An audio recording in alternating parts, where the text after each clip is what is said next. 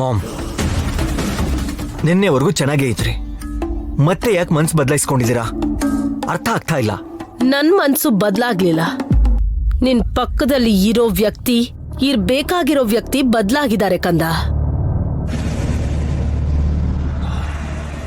ನಮ್ಮ ಅಕ್ಕನೇ ಅಲ್ಲ ಅಂತ ಇದಕ್ಕೂ ಮುಂಚೆ ನಾನ್ ತಪ್ಪು ತಿಳ್ಕೊಂಡ್ ಹಾಗೆ ಅವಳು ಹೊಸ ಅಕ್ಕನೇ ಅಂತ ಪ್ರೂವ್ ಮಾಡೋದಿಕ್ಕೆ ಅತ್ತೇನೆ ಈ ಸ್ವಾಮೀಜಿನ ಕರ್ಕೊಂಡ್ ಬಂದಿದ್ದಾರೆ ಇಲ್ಲಿಗೆ.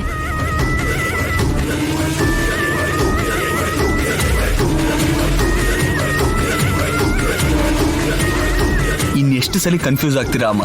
ಈ ಸಲ ನಿಮಗೆ ಕ್ಲಾರಿಫಿಕೇಶನ್ ಕೊಟ್ರೆ ನೀವ್ ಯಾವುದೇ ಕನ್ಫ್ಯೂಷನ್ ಅಲ್ಲಿ ಇರಲ್ಲ ಅನ್ನೋದು ನನ್ನ ಉದ್ದೇಶ. ಹೇಳ್ತಾರೆ ಅಖಂಡ ಸ್ವಾಮಿಗಳೇನೆ. ಏನಂತ? ಅವಳು ನಯನಿ ಅಲ್ಲ ಅಂತ.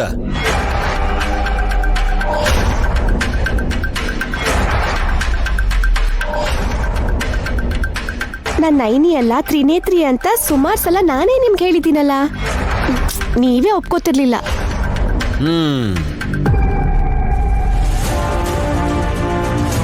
ತಿಲೋತ್ತಮ, ಅವಳೇ ಒಪ್ಕೊಂಡ್ಮೇಲೆ ನಾನು ಬಂದು ನಿಮ್ಮನ್ನ ನಂಬಿಸೋ ಅಂತ ಅಗತ್ಯ ಏನಿದೆ?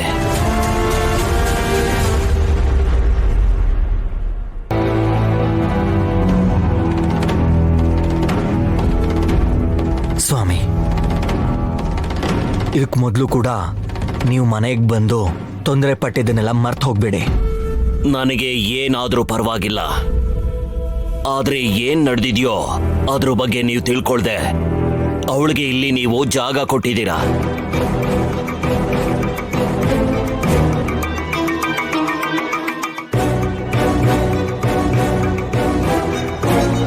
ಅಖಂಡ ಸ್ವಾಮಿ, ನಮ್ಮ ಅತ್ತಿಗೆಗೆ ಆಕ್ಸಿಡೆಂಟ್ ಆಗಿ ತಮ್ಮನ್ ತಾವೇ ಕೆಲವು ಗಂಟೆಗಳ ಕಾಲ ಮರ್ತೋಗಿರ್ತಾರೆ. ನೆನ್ಪಾದ್ಮೇಲೆ ಮತ್ತೆ ಎಲ್ಲಾ ವಿಷಯನೂ ನೆನ್ಪಾಗೋ ತರ ಮಾಡ್ತಾಳೆ.